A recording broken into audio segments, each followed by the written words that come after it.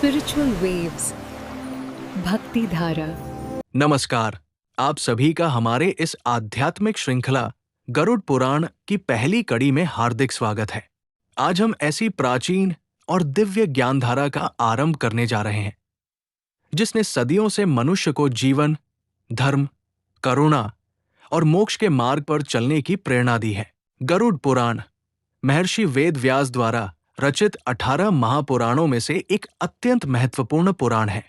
ये भगवान विष्णु और उनके वाहन गरुड़ जी के बीच हुए अद्भुत संवाद का संग्रह है।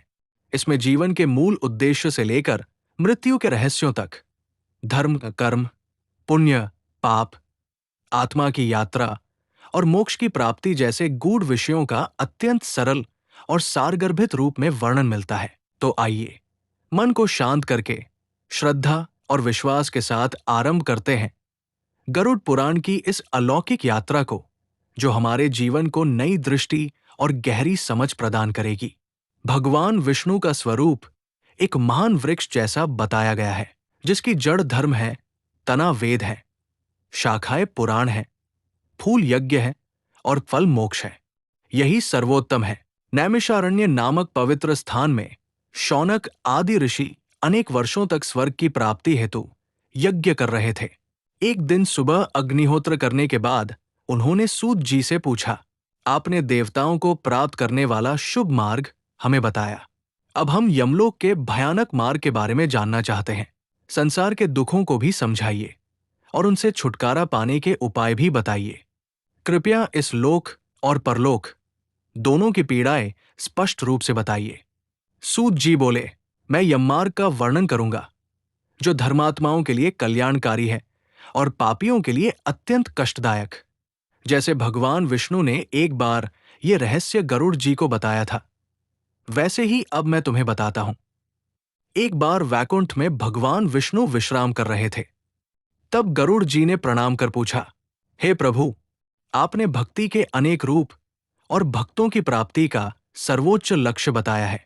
अब मुझे उन लोगों के मार्ग के बारे में बताइए जो आपकी भक्ति से विमुख होकर यममार्ग की ओर जाते हैं। भगवान का नाम लेना सरल है, जीभ हमारे वश में है, फिर भी जो लोग नरक में जाते हैं वे सचमुच दयनीय हैं। कृपया बताइए कि पापी लोगों का क्या होता है और वे यमपद की कौन कौन सी यातनाएं झेलते हैं। भगवान विष्णु बोले, हे पक्षराज, मैं यम का वो मार्ग बताता हूं जो सुनने में भी भयानक है और जिस पर पापी लोग चलते हैं, जो लोग पाप में आनंद लेते हैं, जिनमें दया और धर्म नहीं, जो दुष्टों की संगति में रहते हैं, शास्त्रों और सत्संग से दूर रहते हैं, अहंकारी, हठी, धन के अभिमान में डूबे, आसुरी गुणों से भरे, भ्रमित और इच्छाओं में फंसे हुए होते हैं। वे घोर नरकों में गिरते हैं, जबकि ज्ञानी और सदाचारी लोग सर्वोच्च लक्ष्य को प्राप्त करते हैं। भगवान कहते हैं, मनुष्य अपने कर्मों के अनुसार सुख दुख भोगता है। इसी फलस्वरूप अंत में उसे कोई न कोई बीमारी घेर लेती है। फिर मृत्यु अचानक सांप की तरह उसके पास आ जाती है। वो जीना चाहता है, परंतु जीवन छूटने लगता है। वृद्धावस्था में वो शरीर से टूटा हुआ परिवार पर निर्भर होकर थोड़े थोड़े अन्न से जीवित रहता है, जैसे घर का कुत्ता किसी तरह पड़ा रहता हो। खाना कम, चलना कम, पाचन कमजोर, आंखें ऊपर चढ़ी हुई, सांस अटकती हुई, गले में खड़खड़ाहट और उसके चारों ओर परिजन रो रहे होते हैं। बोलने को कहा जाए तो भी जवाब नहीं दे पाता, क्योंकि मृत्यु का फंदा कस चुका होता है। अंतिम क्षण में उसे एक दिव्य दर्शन होता है। पूरा संसार एक साथ दिखने लगता है। फिर इंद्रियां शिथिल हो जाती हैं और यमदूत प्रकट हो जाते हैं। इसी समय प्राण निकल जाता है। मृत्यु का क्षण मनुष्य को 100 बिच्छुओं के डंक जैसा कष्ट देता है।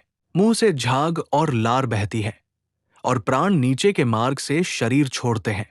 यमदूत अत्यंत भयावह रूप में आते हैं, काले, दांत पीसते हुए, नंगे शरीर, खड़े बाल, नुकीले नाखूनों वाले। उन्हें देखकर मनुष्य भय से मलमूत्र त्याग देता है। सूक्ष्म शरीर, अंगूठे जितना को वे बलपूर्वक बाहर खींच लेते हैं।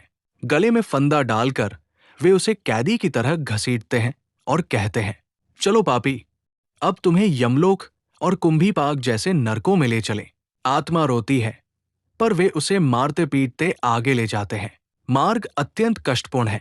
रास्ते में कुत्ते काटते हैं, धूप जलाती है, जंगल की आग और गर्म हवा, पीठ पर कोड़े, पैरों के नीचे जलती रेत। कहीं पानी नहीं, छाया नहीं। वो बार बार गिरता, उठता, अंधेरे में लड़खड़ाता हुआ चलता है और अंततः यमपुरी के निकट पहुंचाया जाता है। वहां नरकों की यातनाएं दिखाई जाती है। फिर कुछ समय बाद यमराज के आदेश से उसे वापस पृथ्वी की ओर लाया जाता है, ताकि श्राद्ध से मिलने वाले कर्मफल को प्राप्त कर सके।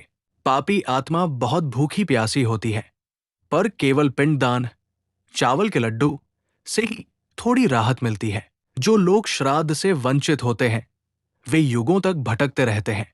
कहा गया है कि बिना कर्मफल भोगे कोई जीव मनुष्य जन्म नहीं पा सकता। इसलिए पुत्र को 10 दिनों तक पिंडदान करना चाहिए। प्रत्येक पिंड के 4 भाग होते हैं। 2 भाग उसके सूक्ष्म शरीर के पंच महाभूत को पोषण देते हैं, तीसरा भाग यमदूतों को और चौथा भाग मृतात्मा को मिलता है। इन पिंडों से मृतात्मा का नया सूक्ष्म शरीर बनता है।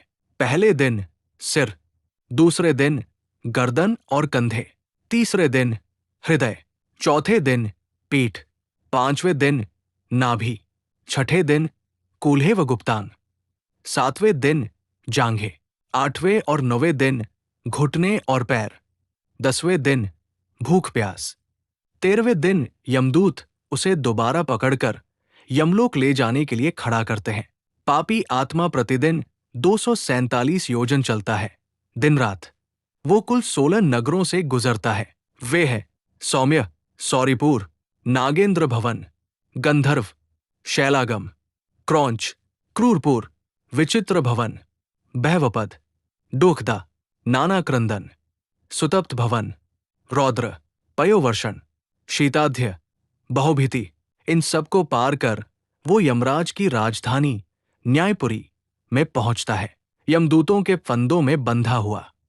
ओह, चिल्लाता हुआ पापी जीव अपने घर से दूर यम के भयानक मार्ग पर आगे बढ़ता जाता है। वीडियो को लाइक कर अगले भाग के लिए सहमति प्रदान करें। वीडियो अच्छी लगी हो तो चैनल को सब्सक्राइब करें और वीडियो को लाइक करें।